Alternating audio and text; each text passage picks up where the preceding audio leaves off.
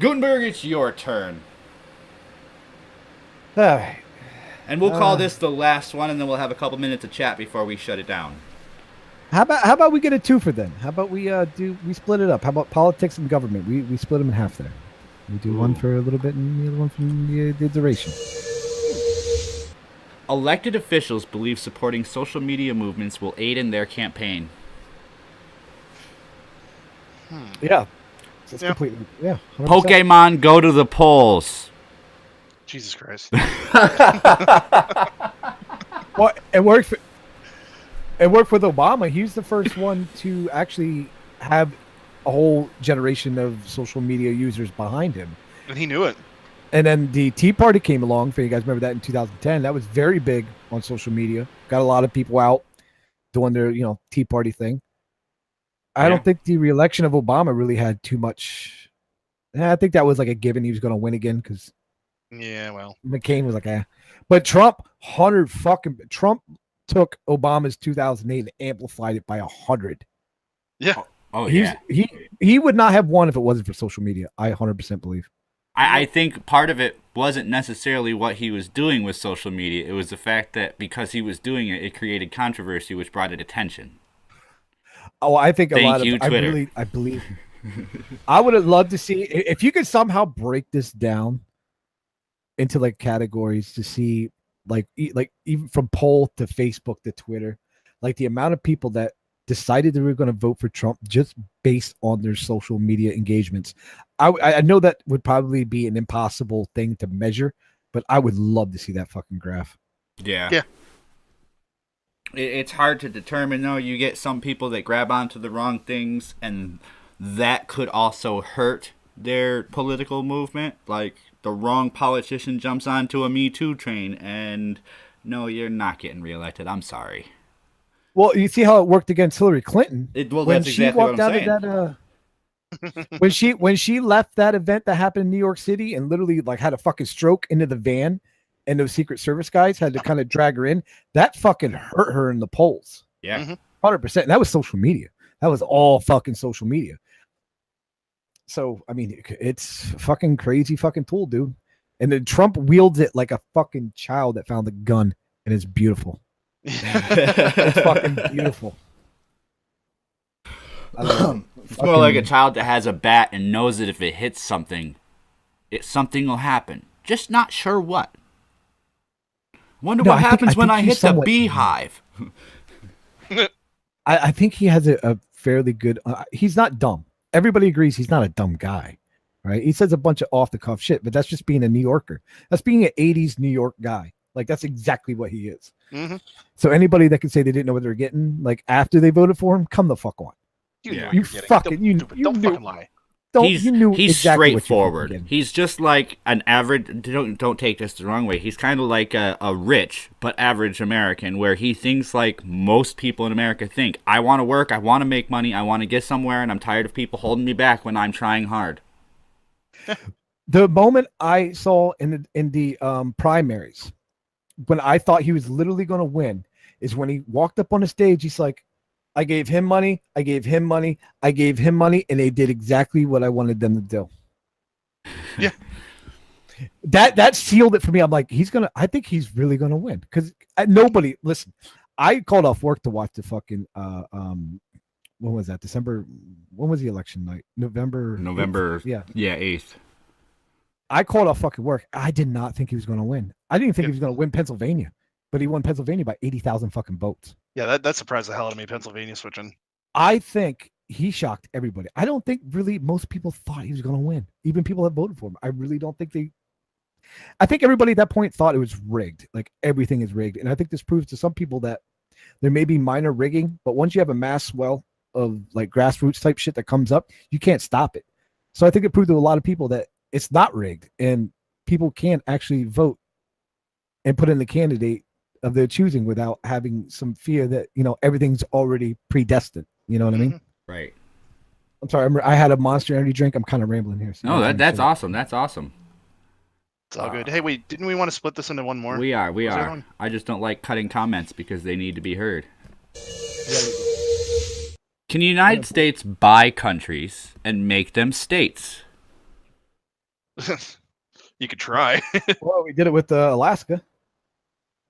Right? How much did we buy Alaska from Russia for? It was like $75 million or something. Yeah, like back that? in was it the 50s or yeah, 60s, I 50s. think. Yeah, wasn't actually all that long ago considering. But you look at $7.2 million. Jesus Christ. They fucked up. The amount of gold in like an acre is worth that much now. yeah. Fucking dummies. If you think about it though, how many all right, right now you look at the Middle East situation and you see all these countries that are leaving, the war going on, and all of the problems happening. What would happen if we just said, you know what, we're tired of spending money bombing them. How about we just buy the area, we make it ours, we figure out how to run it, and we run it like we do one of our states or one of our provinces that we have added on to the states, and we start making our country bigger than it is. This goes to I think we're talking about like imperialism now, right? Yeah, that's what I was thinking. It would be a capitalist imperialism, but we would be spreading our society, the American way of life around the world.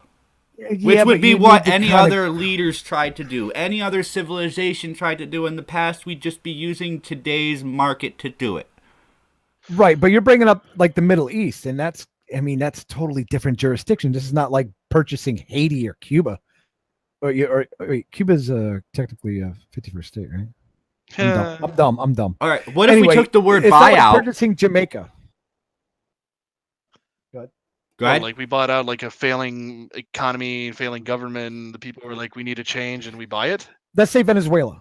There you go. Let's buy it. It's ours. But the problem is, what do they got that we can use? People are going to have to die to change the culture to make it more American. It's an investment. It's going to take generations before they're fully acclimated, and by then our way of life keeps changing by the decade. That doesn't really happen, though. I mean, you can't really. I mean, you could buy a place, but is it going to be American? Is it really going to be American? I don't. Look at the Philippines. It's not like America at all, and it's one of our highest protectorates. There's just something about. I guess you would look at it almost like an invading force. Like, yeah, we basically own the place, and take that as you will. It's not me being, racist or whatever. It's just we basically own the Philippines, and they do what they want for the most part. We help them if they're attacked, and that's about all we get from them, really. Well, they're a predominantly Catholic society, so they're cool with me. It's fine. What if we change the word "buy" with "take"? I'm all for that. Does that change it any? Okay, let's propose like a scenario. Say we start depleting our oil resources, and somehow Iraq comes up for sale, and we buy it. And well, if we can, I mean, Jesus Christ, that'd be an ungodly amount of money, probably the world GDP for a couple of years, you'd think, right? Yeah. To buy a whole country. Add another 50 years onto the debt. Yeah, like how could you really do that? You would have to, number one, you'd have to inflate your currency. Jesus Christ, dude, I don't know. This question's confusing because it's multifaceted. Yeah, see, and I like putting stuff out there just to cause thought. It's not all about yelling at each other, Gutenberg. It's about thinking about things. I want to yell. But if you want to talk about ethnic cleansing, we could talk about that. It hasn't landed on the board yet. Well, let's look at it as another form that once we buy it, how do you keep it? Like, just because we bought it doesn't mean it's going to stay ours. I mean, we're basically painting a target on it from the other nations. Like, oh, well, they've got oil, and what if the rest of the world's suffering too? Well, according, suffering levels. And they're just going to come attack it and try to take it from us. Is it worth the investment to try to protect it? Probably not, because you'd have to set up fortifications, have troops on the ground. We already have that everywhere as it is, so it wouldn't be anything extra. Yeah, but we need a lot more to hold a spot, like, not on home soil. Like, we could take Haiti tomorrow. And I mean, if we wanted to, that's a whole nother thing. But like somewhere, like geographically isolated, like Iraq is somewhat, because it's mainly fucking deserts and camels and shit. Like, so how would you fortify Are you saying that? we should buy Mexico first? Cartels for decades. I think we'd have a harder time fighting the cartels than we do fighting the Taliban. I think the cartels would be on our side, to be honest. Yeah. I've been reading a lot about Colombia. I'm actually planning a trip down there next month to there's a guerrilla faction now. I forget their acronym, but they're guerrillas Marxist fascism that's reneging on talks with the government for a ceasefire, basically stop the bombing, stop all this shit. Well, 10 days ago, they bombed the police station, killing 7 people. and now the government just withdrew all the peace talks, and they're going after them with these right-wing militia groups. They're called right-wing death squads, and what they are is they're kind of backed by the cartel, kind of backed by the government, because the cartel now, they went through the Pablo Escobar era. They saw how much attention it brought to them. So now they're kind of going mafia, like, keep this, we can still do our drug trafficking, just keep it, let's not go out and kill a whole village full of fucking people anymore, because that brings a lot of attention. So the cartels and the government fund these right-wing quote unquote death squads to go out and kill these communist rebels in the fucking jungle. And I totally lost my point of thought where I was going. That's the problem with these fucking discussions. I'm a moron. Why do you guys let me? The goldfish memory. But something like Colombia. Yeah.